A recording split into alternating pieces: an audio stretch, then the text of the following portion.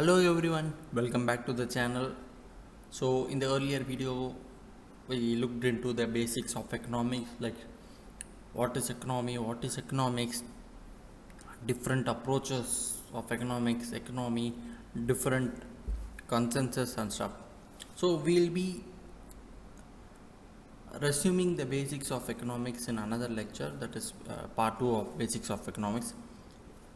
In today's video, we'll be looking into the different sectors of economy, which is based upon the economic activity, ownership, working conditions, domestic economy and its sector, trade-offs, opportunity cost, consumer goods versus capital goods, and private goods versus public goods. So let's look into the topics one by one.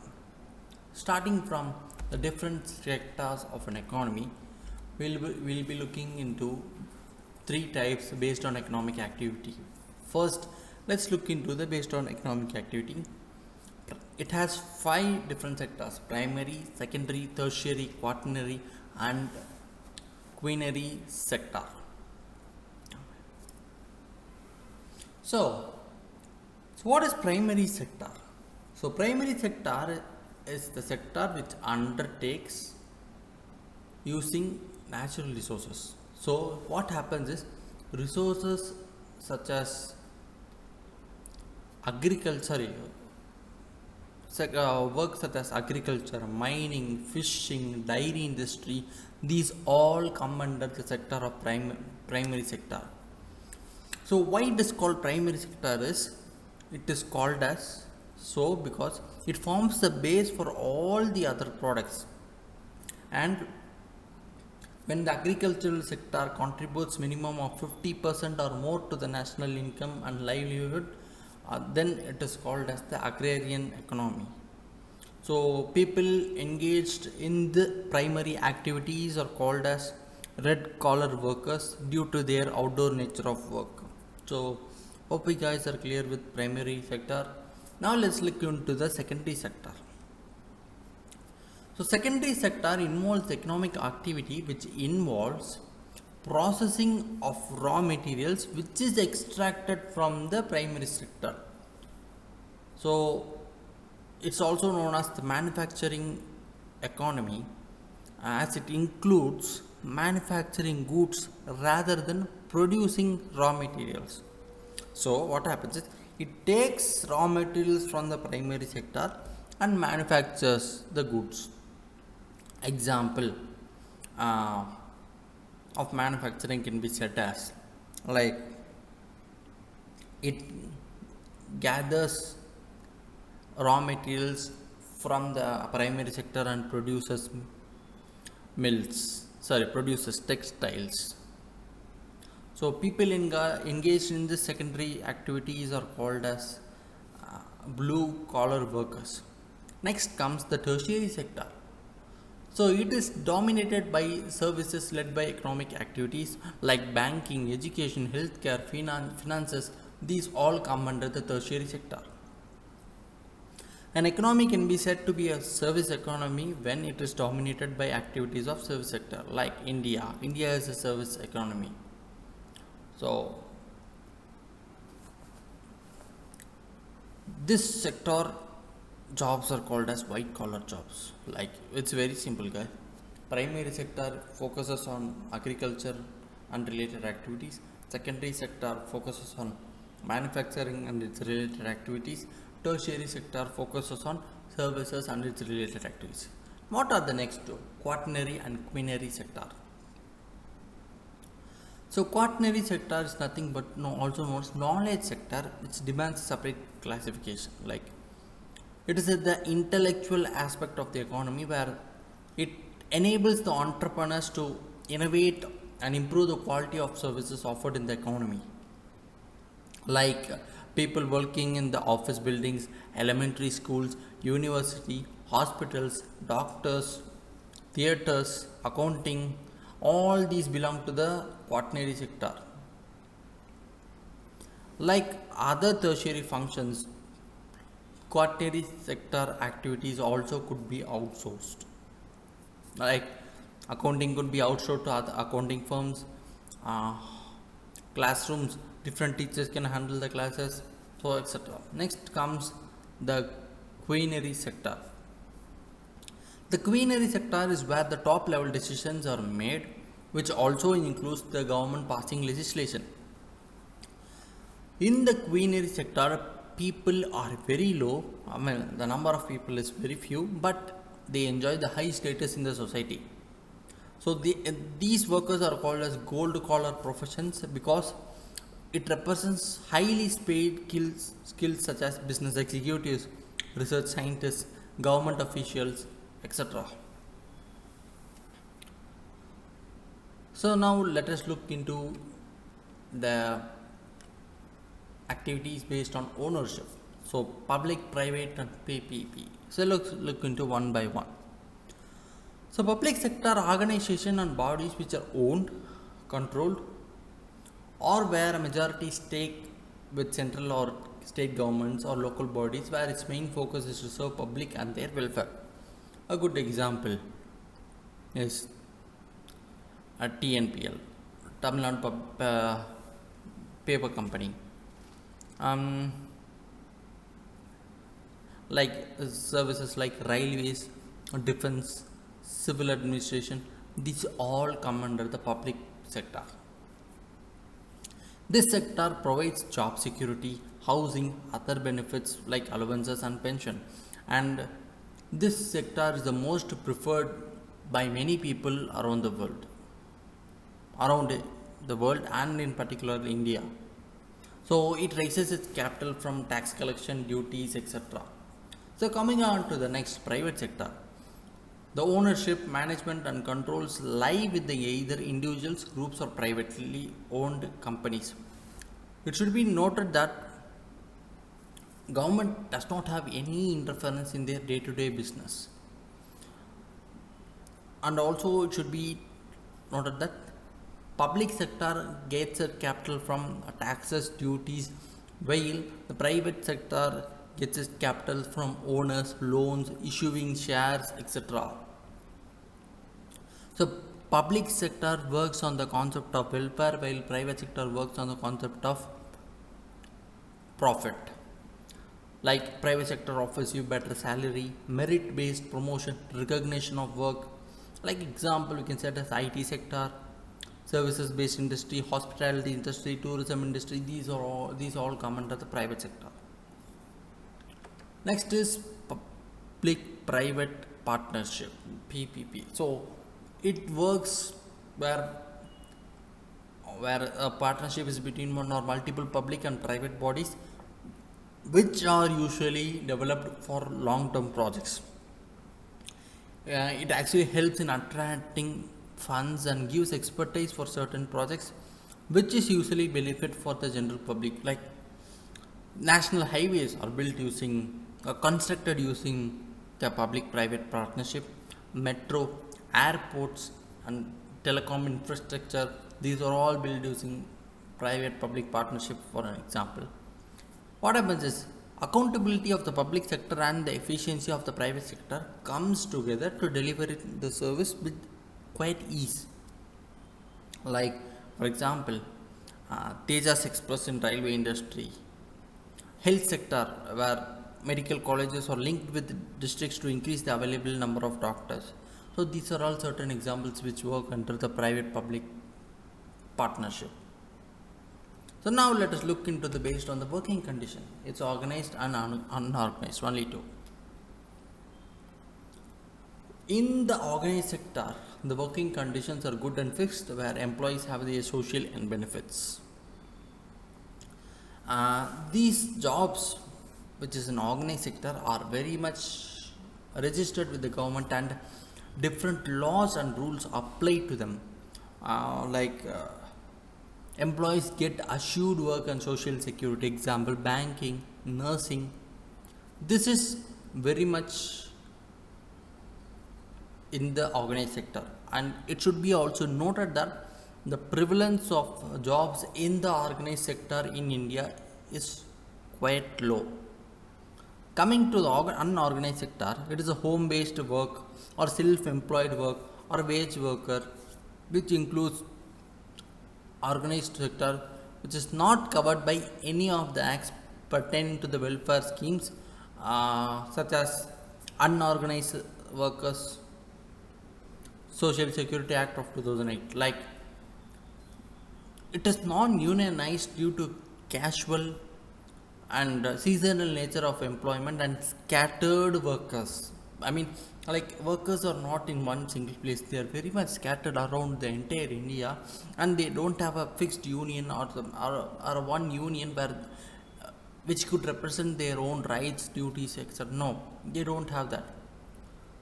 They don't have proper lack of proper income or employment, and they change depending upon the seasonal availability, such in agriculture and other sectors.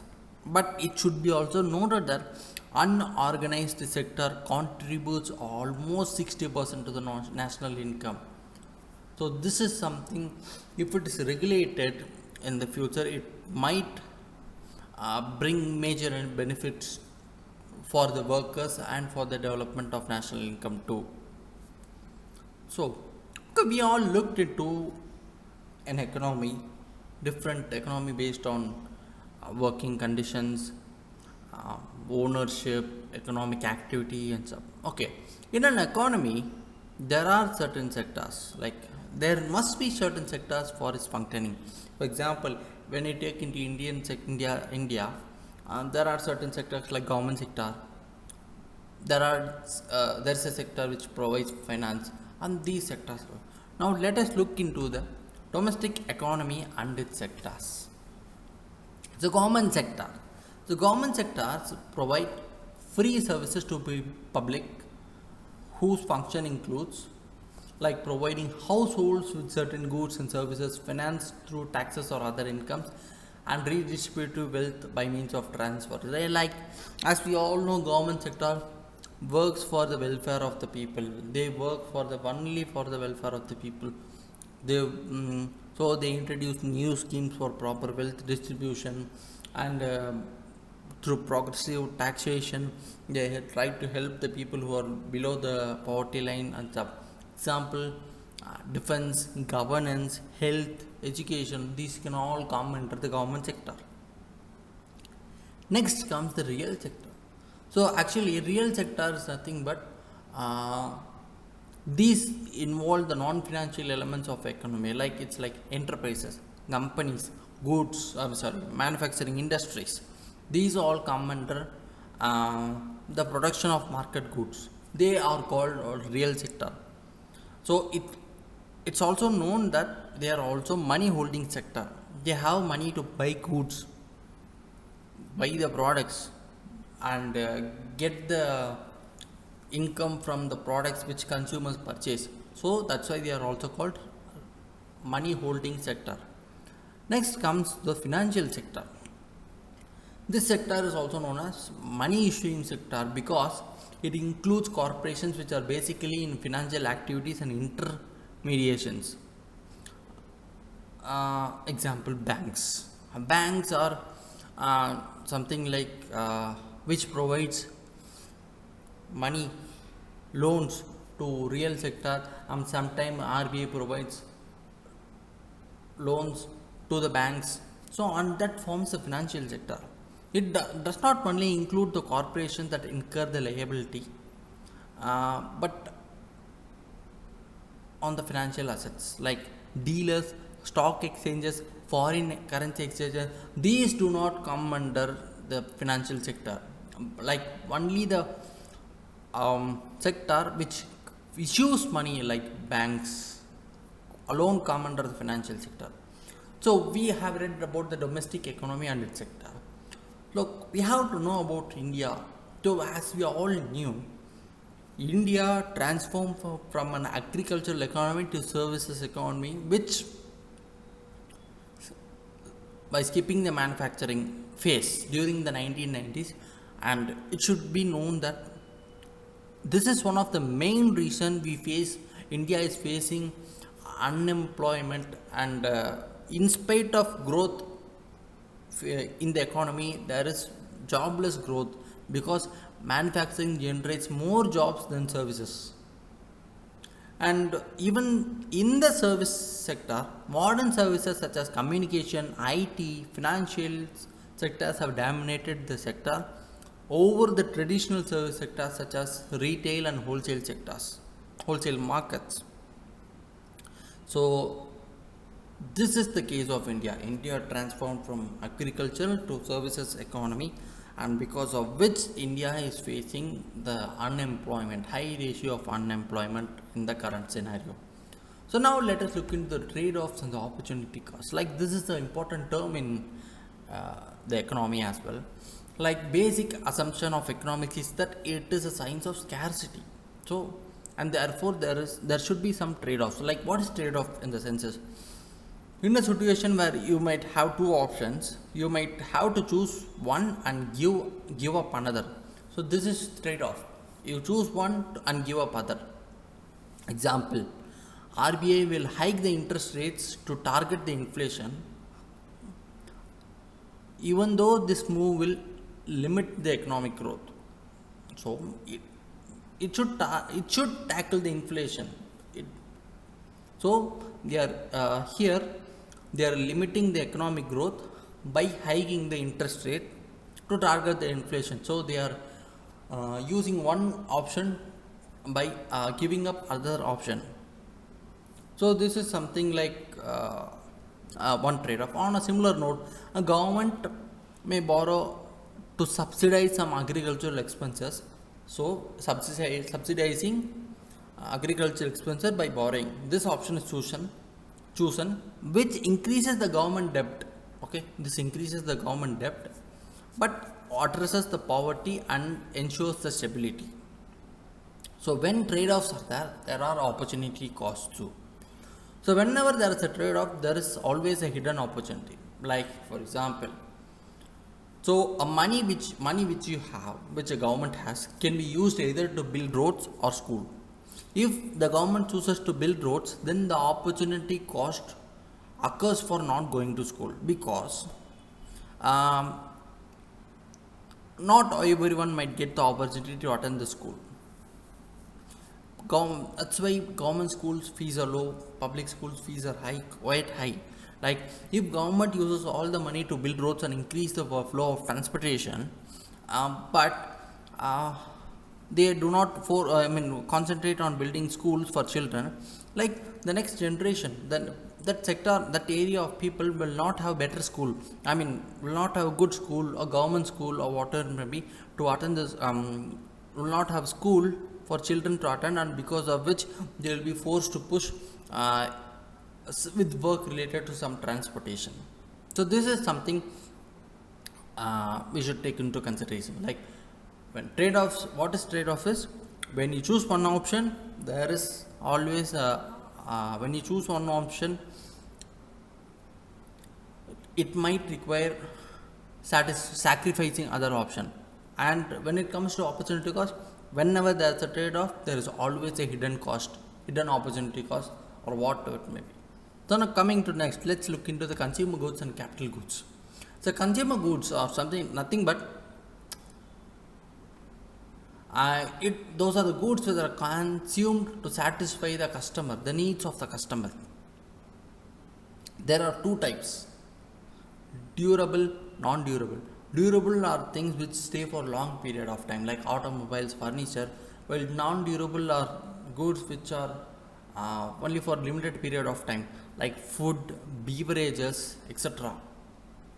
So capital goods, on the other hand, are goods which are of durable nature and are used in the production process, but also undergo the wear and tear, which must be repaired from time to time. Machineries, equipments used in the production process are something that which can be called as capital goods. So next comes the public and private goods. So public goods are nothing but they are non-frivolous, which means non-frivolous in the meaning, the consumption of good by one person does not reduce the amount available for others, like government giving rations, like through public distribution system. It does not affect one person getting the product, does not affect the others. But in the private good, it's nothing but it is said to be rivalrous and or a rival if its consumption by one consumer prevents the simultaneous consumption by other consumers. It can be said like private goods, like of mobile phone. For take an example, if only a limited edition is produced by the company and only 1,000 mobiles are produced, if all the 1,000 people you buy that, there's no one more phone for other people to buy. So this is private good and it is you based for profit, while public goods are used for welfare of the people. So hope you guys understood today's concept on based of economic activity, based on ownership, different public and private goods, capital goods, consumer goods, etc. So do comment your doubts in the comment section if you have any, and we will reply with you as soon as possible. And do like, share and subscribe the video on the channel. So we'll come back with another video soon. Thank you guys.